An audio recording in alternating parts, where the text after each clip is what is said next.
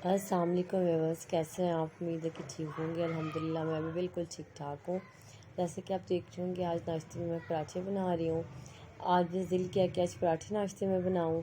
साथ कल मैंने चने का सालन बनाया था, तो उसके साथ पराठे अच्छे लगते हैं खाना, तो आज सबके लिए मैं चने नाश्ते में पराठे बना रही हूँ। एक्चुअली इस चने के साथ ये होता है कि नान भी अच्छे लगते हैं, लेकिन आज सोचा मैं पराठे बनाती हूँ। और बस जब आज इसको सुबह हमने स्कूल छोड़ा, तो बस रास्ते में थोड़ा सा इंसिडेंट हो गया था, जिसकी वजह से बहुत ज़्यादा बुरा लग रहा था।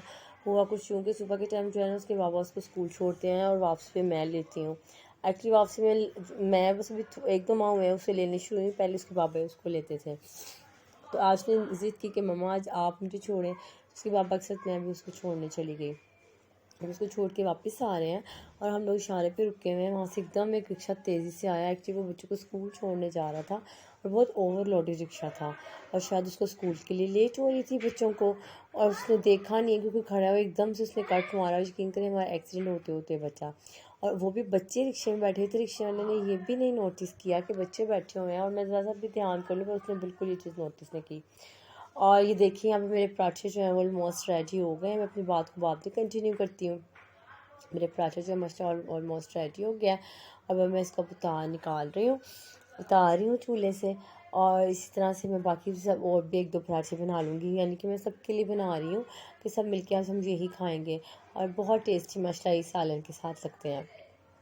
तो मैं अपनी बात को कंटिन्यू करती हूँ।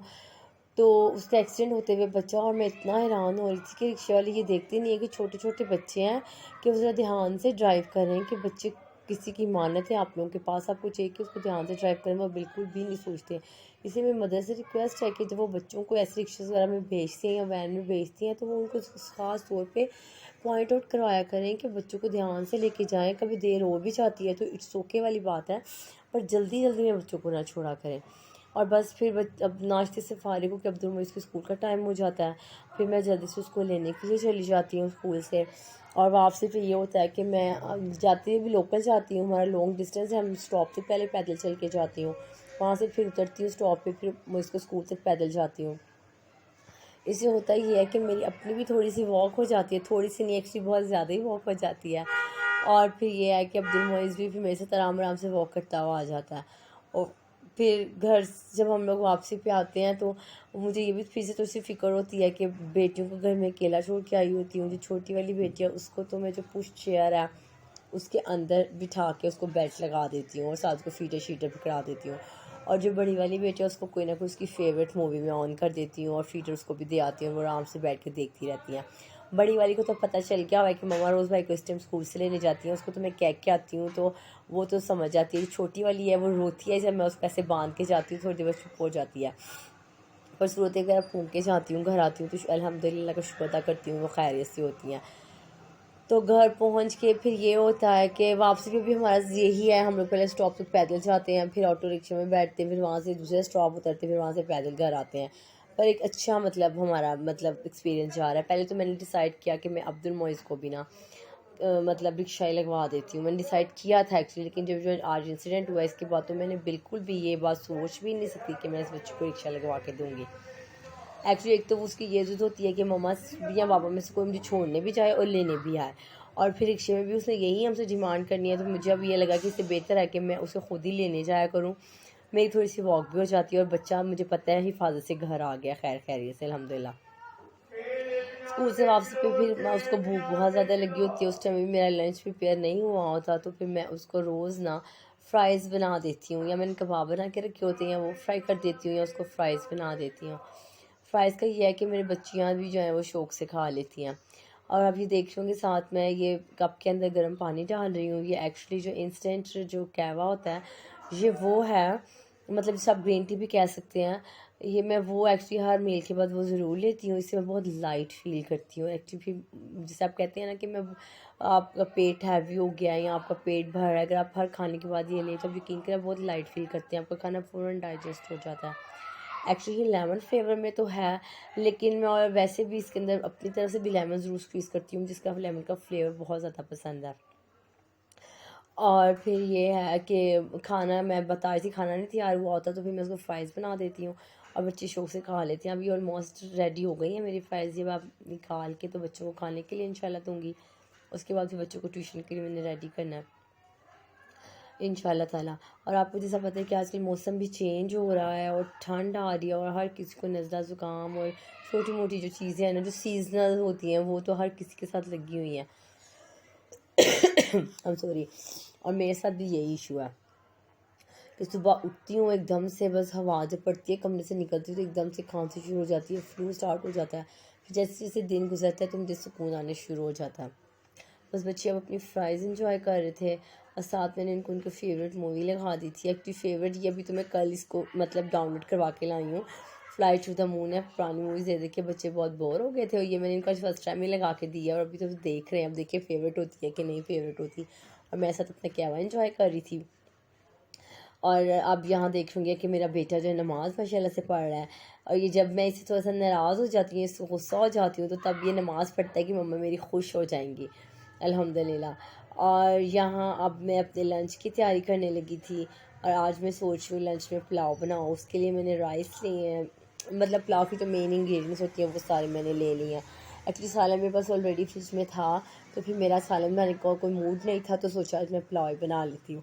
पुलाव के लिए मैंने राइस लिए हैं मतलब 1 गिलास राइस लिए हैं, साथ मैंने चिकन लिया है, साथ अनियन लिए, मतलब जो मेन टमाटर लिए हैं, लहसुन अदरक का पेस्ट लिया है मैंने। जो प्याज थे उनको ब्राउन कर लिया है, उसके बाद उसमें मैंने लहसुन अदरक का पेस्ट ऐड कर दिया था। अब मैं साथ ही उसके अंदर चिकन ऐड कर रही हूँ। उसको थोड़ा सा भूनने के बाद थोड़ा सा इसको मैं भूनूंगी, इतना फ्राई करूँगी कि जो इसका कलर है चिकन का वो चेंज हो जाए।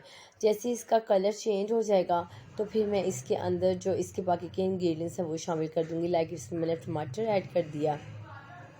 टमाटर ऐड करने के बाद मैं इसके अंदर ऐड कर दूँगी इसके खड़े मसाले जो होते हैं, जो भी खड़े मसाले हम पुलाव में डालते हैं वही सेम इसके अंदर जाते हैं। ज़रा चिकन पुलाव है या मटन पुलाव है, सेम इंग्रेडिएंट्स होती हैं दोनों की। बस फ़र्क ये होता है कि मटन को ज़रा गलने में बहुत ज़्यादा टाइम लगता है और चिकन जो है वो फटाफट वाली रेसिपी, आपने जल्दी जल्दी से बनाना हो तो फिर आप चिकन बना लेती हैं, ज़रा टाइम हो तो फिर हम लोग मटन बना लेते हैं। तो आज चिकन था तो मैंने सोचा चिकन पुलाव जल्दी जल्दी से बना लेती हूँ। और साथ इसके अंदर मैंने सॉल्ट भी ऐड कर दिया है। साथ ही इसमें उतना पानी डालूँगी जितना मेरे चावलों के लिए रिक्वायर्ड है। और उसके बाद साथ ही मैं इसके अंदर चावल ऐड कर दूँगी और इसको हल्की आंच में पकने के लिए छोड़ दूँगी, जब तक कि मेरे चावल जो है इस हाल में नहीं आ जाती कि इनको दम लगाना हो। इसके अंदर साथ ही मैंने ऐड की है ब्लैक पेपर। पुलाव के अंदर मैं काली मिर्च ज़रूर ऐड करती हूँ और थोड़ी ज़्यादा ऐड करती हूँ और उसका फ्लेवर बहुत अच्छा आता है। मतलब मैंने 2.5 जो है ना टीस्पून मैंने इसके अंदर ब्लैक कुटी हुई ऐड किया। बस मैंने इसमें चावल ऐड कर दिया, उसको स्टर किया और इसको मैं अब ढक्कन लगा के छोड़ दूँगी जब तक कि दम की कंडीशन पे आ जाए।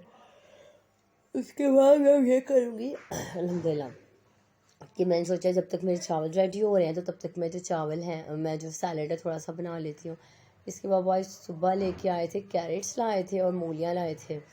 एक्चुअली मैं सैलड में कैरेट्स और जो ये जो रेडिश है दोनों नहीं खाना लाइक करती हूँ, जैसे कुकम्बर और प्याज मतलब मैं ज़्यादा लाइक करती हूँ। इसके पापा जो है ना वो ये दोनों चीज़ें ज़रा लाइक करते हैं सैलड में खाना, हालांकि उनको मूली वाले पराठे पसंद नहीं हैं पर वैसे वो मूली खा लेते हैं। तो फिर मैंने सोचा जब तक मेरे वो राइस तैयार हो रहे हैं तो मैं साथ साथ अपना सैलड प्रिपेयर कर लेती हूँ। और मैंने इसको कटिंग कर लिया था, साथ मैंने थोड़ा एक छोटा सा ऑनियन ले लिया था, उसको मैंने सॉल्ट लगा के रख लिया। सॉल्ट इसलिए लगाया कि जो प्याज थे वो बहुत ज़्यादा कड़वे थे, वो जो फिर हम बग़ैर नमक लगाए उसको धो के बग़ैर खाएँ तो वो बहुत ज़्यादा ना कड़वे लगते हैं, चुभते हैं, मतलब टेस्ट उनका अच्छा नहीं आता। तो मैंने अनियंस को क्या किया कि नमक लगा के छोड़ दिया, उसको धो लिया था। धो के तो फिर मैं उसको इंशाल्लाह सर्व मतलब खाने के लिए सर्व करूँगी। और ये बस मेरा सैलड ऑलमोस्ट रेडी हो गया है और इसके ऊपर मैं हल्का सा नमक डाल दूँगी जब खाने लगूँगी और हल्का सा जो है ना इसके ऊपर लेमन स्क्वीज़ कर दूँगी और हल्की सी ब्लैक पेपर डाल दूँगी। ये मैं उस टाइम करूँगी जब हम लोग खाने लगेंगे उसी टाइम। और अब मेरे पास फ्रूट्स पड़े हुए थे फ्रिज के अंदर, तो मैंने सोचा थोड़ा सा फ्रूट सैलड बना लेती हूँ। लेकिन बेसिकली ये प्रॉपर फ्रूट सैलड नहीं है। जिस तरह फ्रूट्स में फ्रिज में पड़े होते हैं, मुझसे ये है कि मुझसे फ्रूट्स वैसे खाए नहीं जाते बिल्कुल भी। हफ्ता हफ्ता फ्रूट्स फ्रिज में पड़े रहते हैं। I am so sorry, actually गला वो ख़राब हुआ है थोड़ा सा मेरा। तो फिर मैं ये करती हूँ अब कि इनको खाना होता है, इसके बाबा भी बहुत गुस्सा होते हैं कि तुम खाती नहीं हो। अभी देखिए चावल जो है मेरे दम के लिए बिल्कुल रेडी हो गए, ऊपर मैंने हरी मिर्ची काफ़ी ज़्यादा डाल दी है और अब मैं इसको दम के लिए छोड़ दूँगी। और ये होता है कि फ्रिज में फ्रूट्स पड़े रहते हैं, इसके पापा गुस्सा होते हैं कि तुम खाती नहीं हो। अब मैंने ये शुरू किया कि मैं उसको काट लेती हूँ, जो भी फ्रूट्स पड़े होते हैं लाइक फ्रिज के अंदर उन सबको काट लेती हूँ एवरीडे, मतलब एक बोल अपने लिए बना लेती हूँ। उस कुछ उसके पापा उसमें से खा लेते हैं, कुछ मैं खा लेती हूँ। वो एवरीडे नहीं खाते, पर मैं तो एवरीडे मतलब अपना बोल फिनिश कर लेती हूँ। तो मेरे पास यहाँ पे एप्पल्स थे और साथ एक बनाना था, इसको मैंने कट कर लिया। और इसमें एडिशनल मैं क्या डालती हूँ, कोई भी फ्रूट हो इसमें एडिशनल के डालती हूँ किशमिश। मैं एक मुट्ठी भर किशमिश लेके उसको पहले भिगो लेती हूँ जिस तरह तक उसकी मट्टी निकल जाए, फिर उसको अच्छी तरह से धो के इसमें ऐड कर लेती हूँ। और साथ जो घर की क्रीम होती है, मलाई जिसे हम कहते हैं, जो दूध के ऊपर आ जाती है, चटपट की क्रीम की बात नहीं करी, घर की मलाई, उसको मैं इसमें डाल देती हूँ। और साथ थोड़ी सी शुगर ऐड कर देती हूँ, शुगर नहीं तो हनी ऐड कर देती हूँ, मुझे मीठी मीठी पसंद है, अच्छी लगती है, मुझे एनी एक्स्ट्रा मीठा अच्छा लगता है। मीठी तो ये होती है, अब जरा सारे फ्रूट्स मीठे ही होते हैं, मुझे ज़रा एडिशनल जो मीठा है वो अच्छा लगता है। इसके ऊपर मैंने डाल दिया है मौसमी, थी मेरे पास पड़ी, मैंने मौसमी को स्क्वीज़ कर दिया। अगर मौसमी ना हो तो मैं इसके ऊपर थोड़ा सा स्कॉच डाल देती हूँ, या चटपट का जो जूस होता है वो थोड़ा सा ऐड कर देती हूँ। यकीन करें बहुत प्यारा फ्लेवर आता है। और ये भी मेरी रेडी हो गई है, और चावल मेरे ऑलमोस्ट रेडी होने ही वाले हैं। और साथ ये कि मैं आपसे ये बात ऐड करने लगी थी कि जैसे जैसे सीज़न चेंज हो रहा है और जो हम लोग के गले वगैरह ख़राब हो रहे हैं, इससे बचने का बेहतरीन हल मुझे किसी ने शेयर किया कि जोशानदा जो है ना, हम अपनी एवरीडे रूटीन में ये ज़रूर इस्तेमाल करें। तो इसलिए आप लोग भी ज़रूर इंशाल्लाह इस्तेमाल करें, बच्चों को भी दें। ये देखिए चावलों का दम मैंने खोल लिया है माशाल्लाह, चावल बिल्कुल अलग-अलग दाना बस माशाल्लाह तैयार हुए हैं। एक्चुअली मेरे जो हस्बैंड है उनको चावल बिल्कुल अलग-अलग दाना पसंद है, वो बिल्कुल खड़े हुए मतलब गुले हुए चावल लाइक नहीं करते। बिल्कुल यानी खड़े हुए भी ना हो और घुले हुए भी ना हो, बिल्कुल जिस तरह चावलों की कंडीशन होनी चाहिए ना, खड़ा खड़ा और लंबा चावल वैसे। और ये बिल्कुल माशाल्लाह वैसे ही पके हैं। और मैं अब इसको डिश आउट कर रही हूँ, और बस मेरी बाकी चीज़ें बिल्कुल रेडी हैं। एक्चुअली मेरे हस्बैंड तो घर नहीं आए थे, इसलिए अभी मैं जो अपना लंच है वो ख़ुद ही इंजॉय करूँगी, और जब वो आ जाएंगे तो फिर इंशाल्लाह उनके लिए मैं दोबारा सर्व करूँगी। और मेरा लंच बिल्कुल रेडी है, और ये माशाल्लाह बहुत ही टेस्टी बना है। अगर आपको अच्छा लगे तो इसको लाइक और शेयर ज़रूर कीजिएगा। ये था मेरा आज का व्लॉग, इसको ज़रूर लाइक कीजिएगा और शेयर कीजिएगा। और इसके साथ ही आप मुझे दीजिए इजाज़त, अल्लाह हाफिज़। और अगले व्लॉग तक हम फिर मिलेंगे, तब तक अल्लाह ताला आप सबको